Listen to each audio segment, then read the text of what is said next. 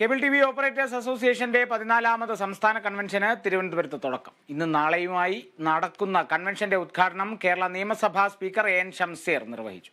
കേരളീയ സമൂഹത്തിൽ വലിയ സ്വാധീനം ചെലുത്താൻ കേരള വിഷന് കഴിഞ്ഞുവെന്ന് സ്പീക്കർ പറഞ്ഞു.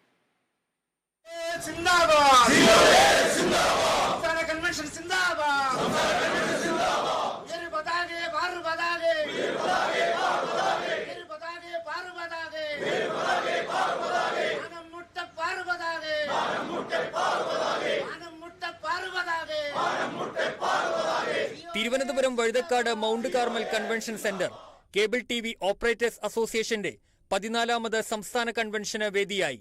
കേബിൾ ടി വി സംസ്ഥാനത്തെ സേവന രംഗത്ത് 35 വർഷം പിന്നിടുന്ന വേളയിലാണ് 14ാമത് കൺവെൻഷൻ സംഘടിപ്പിക്കപ്പെടുന്നത് എന്ന പ്രത്യേകതയും ഇത്തവണ ഉണ്ട്. സ്പീക്കർ എൻ ഷംസീർ ഉദ്ഘാടനം നിർവഹിച്ചു.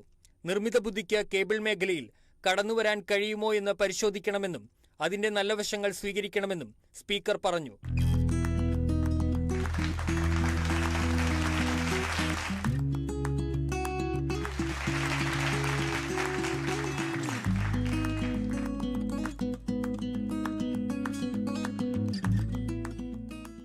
ആർട്ടിഫിഷ്യൽ ഇന്റലിജൻസ് എല്ലാ മേഖലയിലും അപകട. ആർട്ടിഫിഷ്യൽ ഇന്റലിജൻസ് എല്ലാ മേഖലയിലും കടന്നു വരുന്നു, എല്ലാ സെക്ടറിനകത്തും. അത് കടന്നു വരാൻ നിങ്ങളുടെ മേഖലയിൽ സാധ്യതയുണ്ടോ നിങ്ങൾ പരിശോധിക്കണം.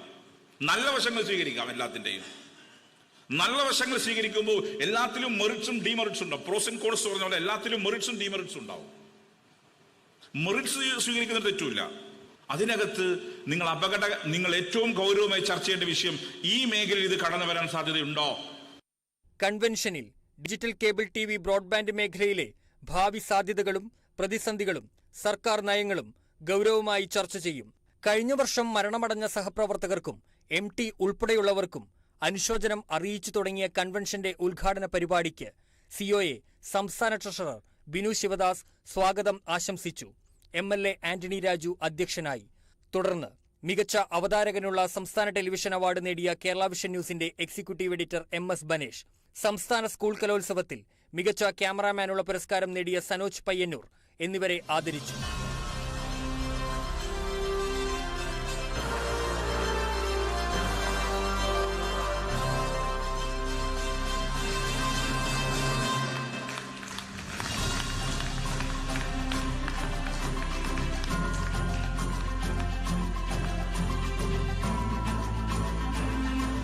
COA സംസ്ഥാന വൈസ് പ്രസിഡന്റ് ജ്യോതികുമാർ നന്ദി രേഖപ്പെടുത്തി.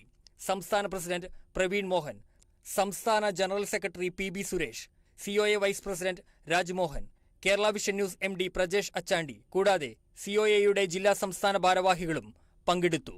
Kerala Vision News, Thiruvananthapuram.